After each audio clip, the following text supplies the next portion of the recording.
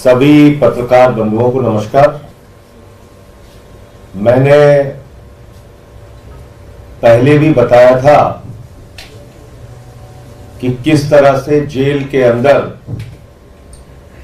3 बार के प्रचंड बहुमत से निर्वाचित दिल्ली के 2 करोड़ लोगों के मुख्यमंत्री अरविंद केजरीवाल जी के साथ भारत सरकार के इशारे पर, देश के प्रधानमंत्री के इशारे पर प्रताड़ना की कार्रवाई की जा रही है, उनका मनोबल तोड़ने की कार्रवाई की जा रही है और बार बार जो एक न्यूनतम अधिकार और सुविधा किसी को भी मिलती है वो भी छीनने का प्रयास किया जा रहा है और खुलेआम छीना जा रहा है।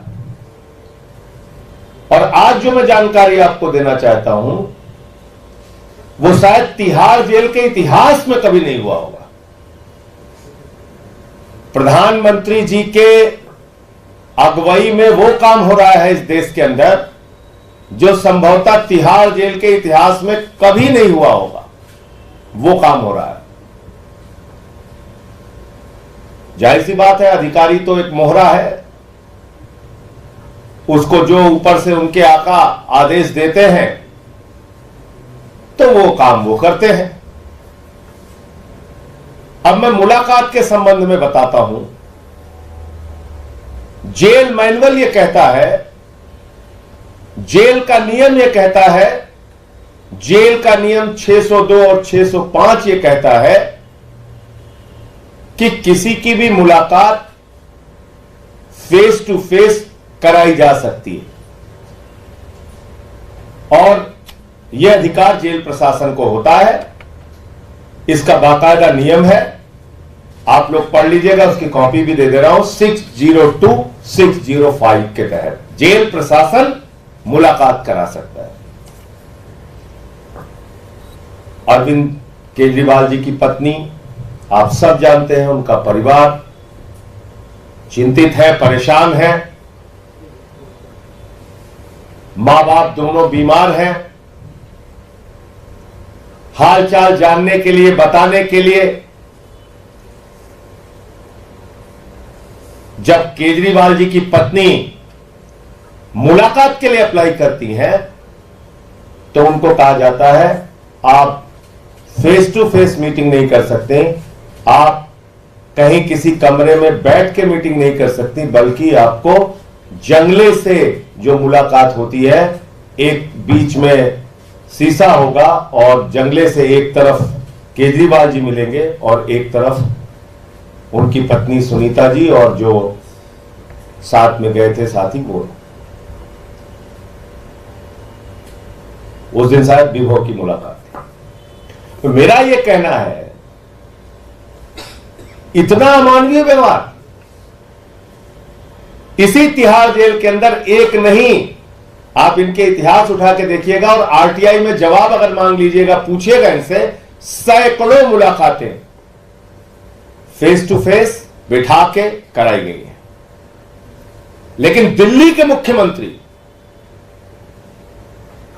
की मुलाकात उनकी पत्नी से एक अमानवीय तरीके से, अपमानित करने के उद्देश्य से, उनके मनोबल को तोड़ने के उद्देश्य से कहा गया कि जंगले में आपकी मुलाकात होगी। और मैं आपको जिम्मेदारी से कह रहा हूं, जिम्मेदारी से, खूंखार अपराधियों की भी मुलाकात बैरक में होती है। मैं जिम्मेदारी से इस बात को कह रहा हूं, इसका खुलासा आप सवाल पूछिएगा तो मैं समय आने पे इसका भी खुलासा करूंगा। बहुत बड़े खूंखार अपराधियों की मुलाकात भी बैरक के अंदर होती है। और दिल्ली के 3 बार के मुख्यमंत्री की मुलाकात उनकी पत्नी से जंगले के उससे कराई जा रही है। अब आ जाइए पंजाब के मुख्यमंत्री का मामला। पंजाब के मुख्यमंत्री की मुलाकात के लिए आवेदन किया जाता है। सुनिएगा, बहुत बहुत बढ़िया बात आपको बता रहा हूं, उनके साथ मेरा नाम डाला जाता है कि पंजाब के मुख्यमंत्री आदरणीय भगवंत मान जी और दिल्ली के सांसद संजय सिंह जी की मुलाकात कराई जाए।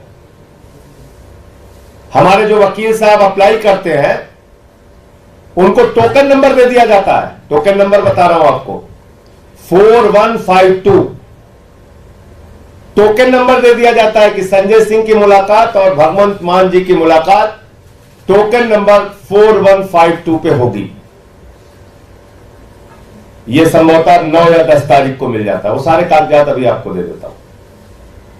अचानक मुलाकात के एक दिन पहले रात में मेल आती है और एक मुख्यमंत्री की और एक सांसद की मुलाकात को कैंसिल कर दिया जाता है। और क्या कहा जाता है कि आपके सुरक्षा की दृष्टि से आपकी मुलाकात इतनी शॉर्ट नोटिस पे नहीं कराई जा सकती। यानी कि जब भगवंत मान और संजय सिंह को अप्लाई किया जा रहा था उस समय जेल प्रशासन को और भारत के प्रधानमंत्री को यह पता नहीं था कि भगवंत मान कौन है। एक राज्य का मुख्यमंत्री मुलाकात के लिए अप्लाई कर रहा है, देश की सरकार को नहीं पता, मोदी जी को नहीं पता भगवंत मान कौन है। चलो संजय सिंह कौन है नहीं पता, मान सकते हैं, लेकिन एक भगवंत मान जो एक राज्य के मुख्यमंत्री हैं वो अप्लाई कर रहे हैं, आपको पता ही नहीं कि किसका आपने टोकन नंबर इश्यू कर दिया। भगवंत मान का टोकन नंबर मिला 4152 और शाम को ही उसी दिन कह दिया गया सुरक्षा कारणों से आपकी मुलाकात नहीं कराई जा सकती। यह काम हुआ और हमारी और भगवंत मान की मुलाकात को कैंसिल कर दिया गया। अब तीसरी घटना बताता हूं। 602, 605 के तहत कहा गया कि भाई आप सुरक्षा कारणों से कह रहे हैं, आप ठीक है, आप फेस टू फेस मुलाकात कराइए, एक निर्वाचित मुख्यमंत्री है। तो कहा गया नहीं साहब, पंजाब के मुख्यमंत्री और दिल्ली के मुख्यमंत्री की मुलाकात भी जंगले के आर पार बैठ के ऐसे ही होनी है और किसी भी तरह से आपकी मुलाकात फेस टू फेस फिजिकल मुलाकात नहीं कराई जाएगी। मैं पूछना चाहता हूं तिहाड़ जेल के प्रशासन से, मैं पूछना चाहता हूं भारत के प्रधानमंत्री से, मैं पूछना चाहता हूं देश के गृह मंत्री से, एक उदाहरण बताओ जब से तिहाड़ जेल बनी है, एक नाम बताओ कि किसी निर्वाचित मुख्यमंत्री की मुलाकात किसी निर्वाचित मुख्यमंत्री से ऐसे आपने कराई है। एक नाम बताइए ना आप।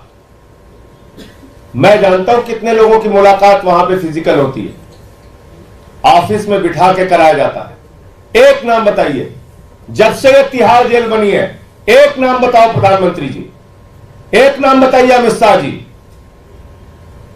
आप अरविंद केजरीवाल जी को अपमानित करना चाहते हैं, आप भगवंत मान जी को अपमानित करना चाहते हैं, आप केजरीवाल का मनोबल तोड़ना चाहते हैं, इस तरीके से उनके परिवार को अपमानित कर रहे हैं, उनसे मिलने के लिए एक मुख्यमंत्री जा रहा है उसको अपमानित कर रहे हैं।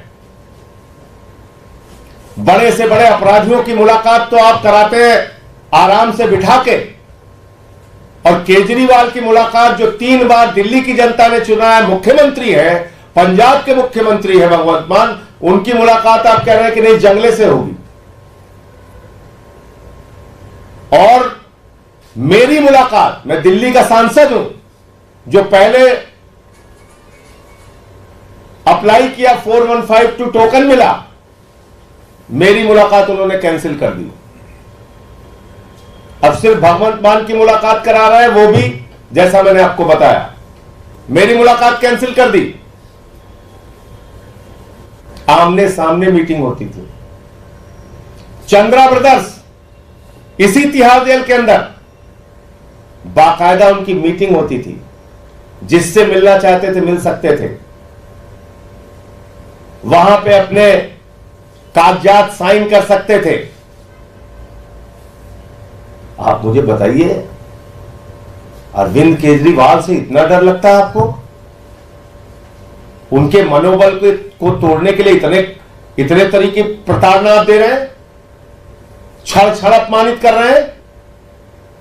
प्रधानमंत्री जी, अच्छे काम नहीं कर रहे हैं आप। आपका ये जुल्म, आपकी ये तानाशाही, आपका ये अत्याचार दिल्ली की 2 करोड़ जनता और देश की जनता देगी। इसीलिए हम कह रहे हैं जेल का जवाब वोट से। और पूरे देश में जो लोग भी सुन रहे होंगे आज, उनको यह तो जरूर याद होगा कि सुब्रतो राय सहारा, उसको फोन इंटरनेट की सुविधाओं के साथ इसी जेल में तमाम मीटिंगें करने की, आमने सामने बैठ के मीटिंगें करने की, ऑफिस में मीटिंगें करने की इजाजत थी। लेकिन केजरीवाल को, चंद्रा ब्रदर्स को इजाजत थी, लेकिन केजरीवाल को वो इजाजत नहीं है। क्यों नहीं है? क्योंकि आप सोचते हो कि केजरीवाल का मनोबल तोड़ा जाए। लेकिन केजरीवाल, अरविंद केजरीवाल उस शख्स का नाम है जिसने आईआरएस की नौकरी को लात मारकर देश सेवा का संकल्प लिया, जिसने सिद्धांतों की बात आई तो 49 दिन की सरकार से मुख्यमंत्री पद से इस्तीफा देने का काम किया। लेकिन आज लड़ाई लोकतंत्र को बचाने की है, संविधान को बचाने की है।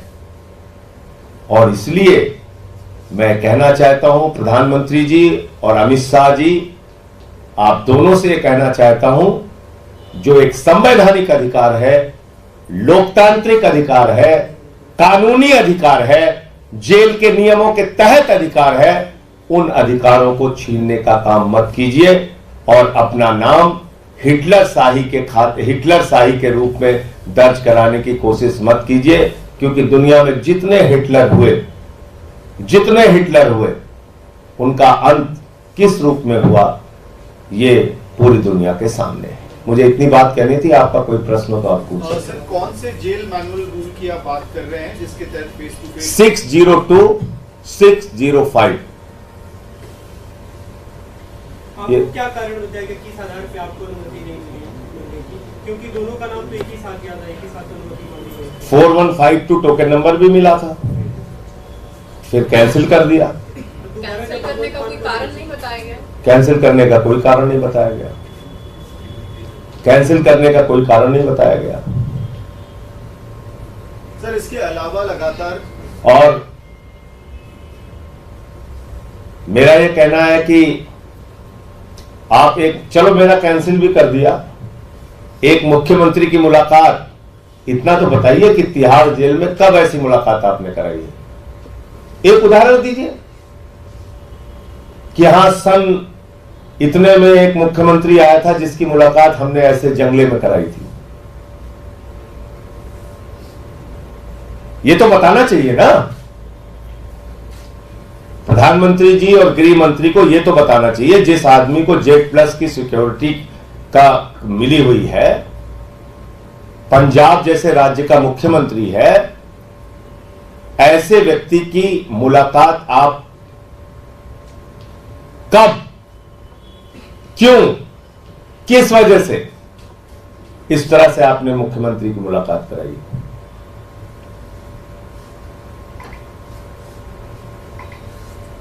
और इतिहास के पन्ने उठा के देख लीजिएगा। यहां मुझे जितना याद है, पंजाब के एक मुख्यमंत्री बादल साहब भी थे, वो भी किसी से मिलने आए थे इसी जेल में।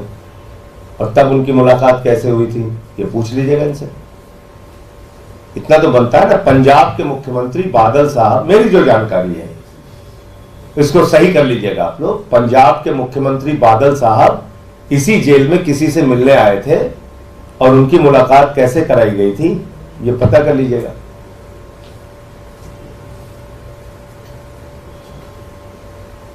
और आपका कोई प्रश्न हो? जी, इसके साथ ये भी सवाल उठ रहा है क्योंकि लगातार कल भी आप लोगों ने दावा किया प्रेसिडेंट रूल लगाने की तैयारी चल रही है, तो क्या आप लोग तिहाड़ को टेम्पररी जेल बनाने की प्ली लेके दिल्ली हाईकोर्ट जाने वाले हैं? क्योंकि अगर ऐसा नहीं होता तो कामकाज तो रुकता रहेगा। नहीं, मेरे ये नहीं समझ में आ रहा है कि राष्ट्रपति शासन लगा कैसे सकते हैं भाई। एक सरकार जिसने विश्वास मत हासिल किया अभी कुछ दिन पहले, तो 6 महीने तक तो दोबारा उसके खिलाफ कोई अविश्वास प्रस्ताव आ नहीं सकता।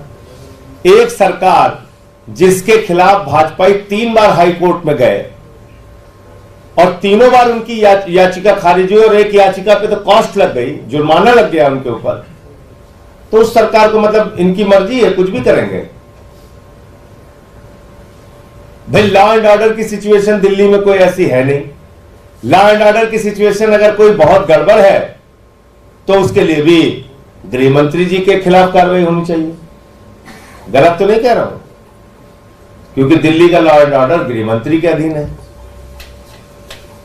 जो विभाग हम लोगों के पास है वो बेहतरीन तरीके से सारे हमारे मंत्री काम कर रहे हैं।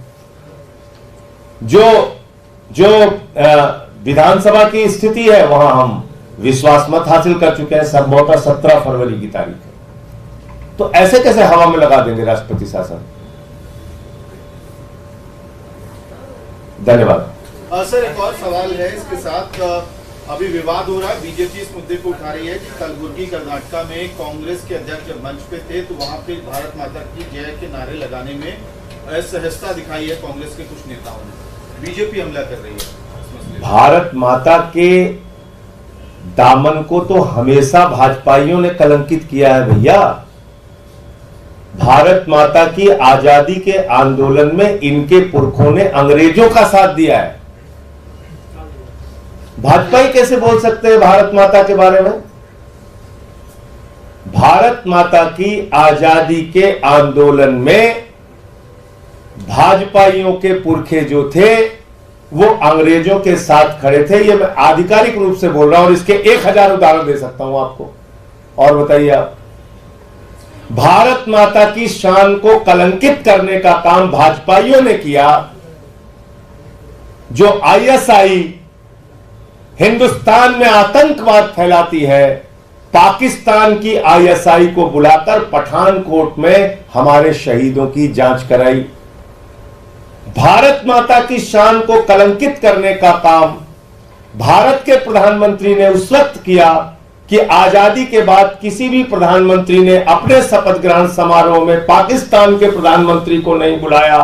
पहले प्रधानमंत्री है नरेंद्र मोदी जी जिन्होंने नवाज शरीफ को अपने शपथ ग्रहण समारोह में बुलाया। भारत माता की शान को कलंकित करने का काम तो भाजपाइयों ने तब किया जब ये शहीदों के ताबूत में घोटाला कर चुके थे। इन्होंने तो शहीदों के ताबूत में घोटाला किया है। भारत माता की शान को हमेशा भाजपाइयों ने कम करने का और कलंकित करने का काम किया है। भारत माता के गौरव को, भारत माता के सम्मान को बचाने के लिए इस देश का एक एक नागरिक तैयार है, लेकिन भाजपाइयों से उसके लिए कोई प्रमाण पत्र नहीं चाहिए। मैंने कई उदाहरण दे दिए आपको। इन लोगों ने तो मुस्लिम लीग के साथ मिलकर सरकार बनाई, इनके पुरखों ने बनाई नहीं बनाई बताइए? मुस्लिम लीग के साथ, जिन्ना की पार्टी के साथ मिलकर भाजपाइयों के पुरखे जो थे उन्होंने सरकार बनाई है 3 राज्यों में, नॉर्थ वेस्ट फ्रंटियर, सिंध प्रांत और वेस्ट तक का बंगाल जो है। और श्यामा प्रसाद मुखर्जी, फजलुल हक जो बाद में पाकिस्तान के गृह मंत्री बने, उनकी गवर्नमेंट में वित्त मंत्री थे श्यामा प्रसाद मुखर्जी। उन्होंने अंग्रेज गवर्नर को चिट्ठी लिखी थी कि 42 के आंदोलन को खत्म कर देना चाहिए। यह इतिहास है भाजपाइयों का, इनके पुरखों का। तो इनसे कौन सा प्रमाण पत्र लेना है? धन्यवाद। इसीलिए मैं तो खुद ही पूछ रहा हूं, सवाल पूछिए आप लोग।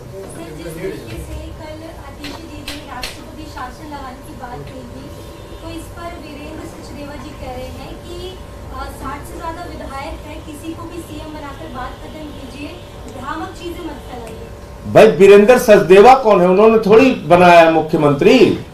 अरविंद केजरीवाल को मुख्यमंत्री दिल्ली की 2 करोड़ जनता ने बनाया ना, वीरेंद्र सचदेवा जी ने बनाया नहीं है, ना नरेंद्र मोदी जी ने बनाया है, ना विनय कुमार सक्सेना जी ने बनाया है।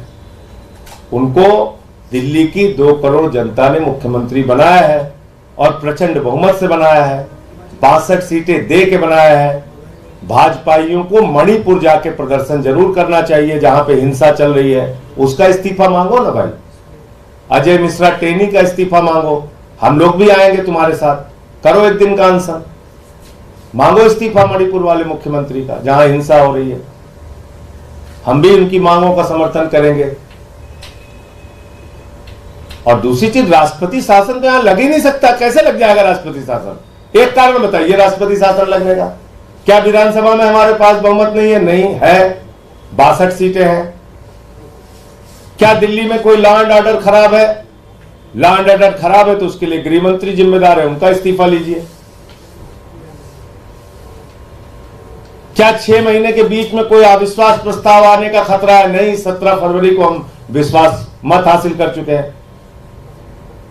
क्या देश की किसी न्यायालय ने कहा कि अरविंद केजरीवाल जी को इस्तीफा देना चाहिए? नहीं, 3 बार हाई कोर्ट ने कहा बिल्कुल इस्तीफा नहीं देना चाहिए, और जो याचिका लेके गया था उसके ऊपर जुर्माना कर दिया। तो नरेंद्र मोदी जी इस देश का संविधान थोड़ी लिखे हुए हैं, बाबा साहब डॉक्टर भीमराव अंबेडकर जी ने लिखा है ना।